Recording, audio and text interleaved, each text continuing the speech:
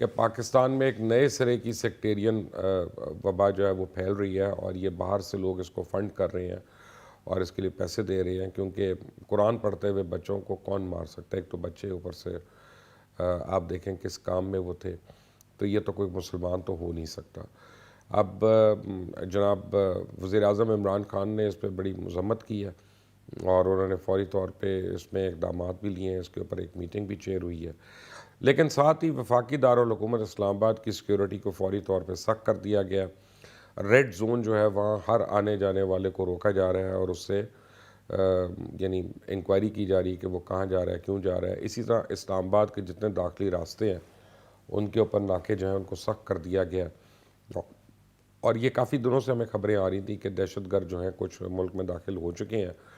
اور اس کا پتہ ہمیں چلتا ہے اجیت دیول کی باتوں سے، اور جو نیشنل سیکیورٹی ایڈوائزر ہیں انڈیا کے، کہ جو کھل کر برملا کہی جا رہے ہیں، اور کافی اطلاع تھی کافی عرصے سے کہ انڈیا جو ہے را خاص طور پہ وہ براستہ افغانستان پاکستان میں متعدد دہشت گردی کے واقعات جو ہے پلان کر رہی ہے، اور سڈنلی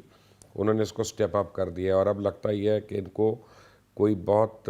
باہر سے امداد آئی ہے، پیسوں کی بھی اور طریقوں سے، جس کی وجہ سے یہ ایک منظم طریقے سے یہ سامنے ہو رہا ہے۔ اس سے پہلے آپ کو یاد ہوگا مہران میں ہوا، وزیرستان میں ہوا،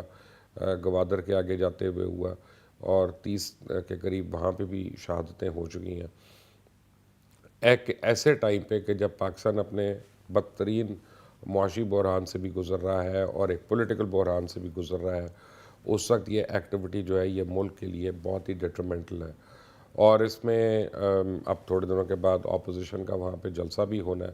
اور سیکیورٹی تھریٹ بہت بڑی ہے۔ خدا نہ خواستہ کوئی بھی اپوزیشن لیڈر اگر کسی کو کچھ ہو گیا کوئی اس میں، تو پھر آپ سمجھ سکتے ہیں کہ اس کا فال آؤٹ جو ہے ملک میں کیا ہو سکتا ہے۔ باغی ٹیلی ویژن کی رپورٹ کے مطابق سابق صدر آصف علی زرداری نے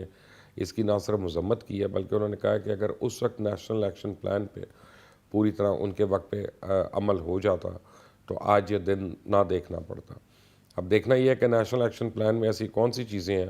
جن کے اوپر عمل درآمد نہیں ہوا۔ ایک تو مدرسے کے اصلاحات تھے اور کافی چیزیں تھیں، لیکن بظاہر اس مدرسے پہ کوئی سیکیورٹی تھریٹ نہیں تھی، نہ پہلے کوئی فون گیا تھا، بس ان کے جو محتمم ہیں ان کو شہید کرنے کا پلان تھا، اور وہ الحمدللہ اس میں بچ گئے، محفوظ رہے، اور عینی شاہدین کے مطابق دھماکہ اس قدر شدید تھا کہ آس پاس کے بھی جو علاقے ہیں کافی دور تک ان میں سنائی دیا گیا، اور کئی گھروں کی کھڑکیاں ٹوٹ گئی ہیں۔ اور اب لگتا یہ ہے کہ یہ ایک بڑی پلانڈ کیمپین جو ہے وہ پاکستان میں شروع ہو چکی ہے، دوبارہ سے سکولز اور مدرسے اور کالجز کے قریب یہ آ گئی ہے۔ آپ کو یاد ہوگا چارسدہ یونیورسٹی میں بھی دہشت گرد گھس گئے تھے، اور اس سے پہلے اے پی ایس اسکول کا بھی واقعہ آپ کو یاد ہوگا۔ تو یہ بڑی خوفناک ایک ٹرینڈ ہے، اور اس پہ اب ہمیں سب کو متحد ہونا ہے، اور خاص طور پہ ان عناصر کی نشاندہی کرنی ہے جو سوشل میڈیا کے اوپر مذہبی منافرت پھیلا رہے ہیں، جو ہیٹ پھیلا رہے ہیں، جو مذہب کے حوالے سے کوئی بھی ایسی بات کرتے ہیں کہ جس سے دل آزاری ہوتی ہے، تو وہ ہمیں اب بہت کیئرفل ہونا ہے اور ان لوگوں کو خود سے رپورٹ کرنا ہے، کیونکہ میری اطلاع کے مطابق یہ مزید بڑھ سکتی ہیں چیزیں، کیونکہ دہشت گردی ایک سیکنڈ سٹیج پہ اب داخل ہو چکی ہے، اور بہت ہی منظم طریقے سے اب جو ہے ہو رہی ہے۔ آپ یہ دیکھیں کہ ابھی تک تو کسی نے اس کی ذمہ داری قبول نہیں کی ہے، شاید جب تک یہ ویڈیو آئے تب تک کوئی کر بھی لے، لیکن یہ ہے کہ ہمیں بظاہر اس کے کچھ نہ کچھ تو کلوز مل رہے ہیں، but it is a bit premature to talk about them, جب تک سیکیورٹی ایجنسیز ان کے متعلق خود نہیں ہمیں بتا دیتی۔ لیکن میں اس پہ کنونسڈ ہوں کہ اس میں انڈیا کا کافی اسٹرانگ ہاتھ ہے، اور یہ پورا ایک سگنیچر جو ہے اس کے اوپر وہ را کا سگنیچر ہے، اور یہ آبویسلی براستہ افغانستان سے ہوا،